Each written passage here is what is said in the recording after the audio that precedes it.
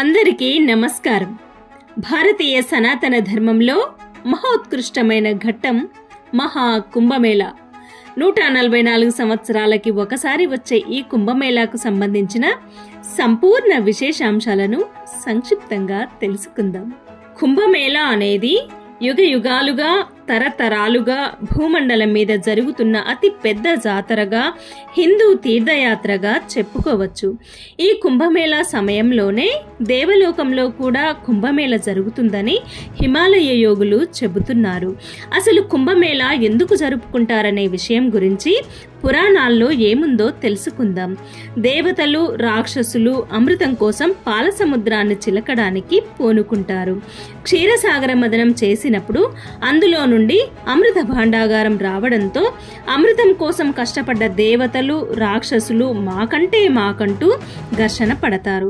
ఈ ఘర్షణ దాదాపుగా 12 సంవత్సరాల పాటు జరిగింది. ఇంద్రుడు వచ్చి ఈ అమృతాన్ని కొన్నాళ్ల పాటు దాయవలసిందిగా శ్రీ మహావిష్ణువు వాహనమైన గరుత్మంతునితో చెబుతాడు. అమృతాన్ని దాయడం కోసం గరుత్మంతుడు ఒక ప్రదేశం నుండి మరో ప్రదేశానికి మారుస్తూ దాన్ని నీటి అడుగున 4 ప్రదేశాలలో దాయడం జరిగింది. అలా దాచిన 4 ప్రదేశాలలో అమృత బిందువులు పడ్డాయనేది పురాణ గాథ. అవి ఒకటి హరిద్వార్ గంగా నదిలో, రెండవది ఉజ్జయిని క్షిప్రా నదిలో, మూడవది త్రివేణి సంగమమైన ప్రయాగ్రాజ్లో, నాలుగవది త్రయంబకేశ్వర్లోని గోదావరి నదిలో అమృత బిందువులు పడ్డట్లుగా పురాణాల్లో ఉంది. ఆయా ప్రదేశాల్లోని సమయము, గ్రహ నక్షత్రాల కూటమి యొక్క శక్తి వల్ల ఆ జలాలకి అమృత తుల్యమైన శక్తి వస్తుందని విశ్వాసం. ఉత్తరాదిలో సౌరమానం ఆధారంగా సూర్యుడు, గురుగ్రహాల గమనాలను బట్టే పుష్కరాలు జరుగుతాయి. రవి, గురుగ్రహాలు వృశ్చిక రాశిలో ఉన్నప్పుడు ఉజ్జయినిలో పుష్కరాలు, రవి మకర రాశిలోను, గురువు వృషభ రాశిలోను సంచరించినప్పుడు ప్రయాగ్రాజ్లోను కుంభమేళాను నిర్వహిస్తారు. రవి మేషరాశిలోను, గురువు కుంభరాశిలోను ఉండగా హరిద్వార్లో, అలాగే రవి గురువులిద్దరూ కూడా సింహరాశిలో సంచరిస్తున్నప్పుడు త్రయంబకేశ్వర్లో కుంభమేళాను నిర్వహిస్తారు. కుంభమేళా అనేది 12 సంవత్సరాలకి ఒకసారి వస్తుంది. దీన్ని పూర్ణ కుంభమేళా అంటారు. 6 సంవత్సరాలకి వచ్చే కుంభమేళాను అర్ధ కుంభమేళాగా చెప్తారు. అయితే 12 పూర్ణ కుంభమేళాలు పూర్తయితే దాన్ని మహాకుంభమేళాగా చెబుతారు. దీన్ని బట్టి మహాకుంభమేళా అనేది 144 సంవత్సరాలకి ఒకసారి వస్తుంది. అదే గంగా, యమున, సరస్వతి నదుల త్రివేణి సంగమమైన ప్రయాగ్రాజ్లో జరిగే కుంభమేళా. కుంభ అనున్నది సంస్కృత పదం. దీనికి కుండ అనే అర్థం కూడా ఉంది. మేళ అనగా కలయిక.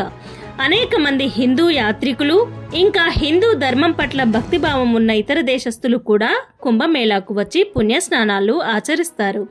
భారతదేశాన్ని సందర్శించిన చైనా యాత్రికుడైన హుయాన్సాంగ్ తన రచనలో కూడా కుంభమేళాకు సంబంధించిన ప్రస్తావన కనిపిస్తుంది. హిందూ పురాణాలైన భాగవత, విష్ణు పురాణాల్లోనూ, ఇతిహాసాలైన రామాయణ, మహాభారతాల్లోనూ కుంభమేళాకు సంబంధించిన ప్రస్తావన ఉంది. కుంభమేళాలో సాధువులు ధర్మరక్షణకై అనేక చర్చోపచర్చలు జరుపుతారు. ఇంకా ఆధ్యాత్మిక గానాలు, ఉచిత అన్నదానాలు జరుగుతాయి. పుణ్యస్నానాలు ఆచరించడానికి వచ్చిన వారంతా సాధువులకి దాన ధర్మాలు చేసి పుణ్యకర్మలను పొందుతారు. కుంభమేళాలో పుణ్యస్నానాలు ఆచరించడం వల్ల భౌతిక శుద్ధి, ఆత్మశుద్ధి జరిగి మోక్ష ప్రాప్తి కలుగుతుందని విశ్వాసం. ఈ మహాకుంభమేళా 45 రోజుల పాటు జరుగుతుంది. జనవరి 13న ఆరంభమై ఫిబ్రవరి 26వ తేదీ అయిన మహాశివరాత్రి రోజున పూర్తవుతుంది. ఈ 45 రోజుల్లో 6 అమృత స్నానాలున్నాయి. అవి 1 జనవరి 13న, రెండవది మకర సంక్రాంతి, మూడవది మౌని అమావాస్య, నాలుగవది సరస్వతీదేవి పుట్టినరోజైన వసంత పంచమి, 5వది మాఘ పూర్ణమి, 6వది మహాశివరాత్రి. ఈ రోజున కుంభమేళా పూర్తవుతుంది. ఎంతో మంది యోగులు, సిద్ధులు, సాధు సంతులు, అఘోరాలు, నాగసాధువులు, ఇంకా కంటికి కనపడేవారు, కనపడని వారు సూక్ష్మ రూపంలో వచ్చి కుంభమేళాలో స్నానాలాచరిస్తారు.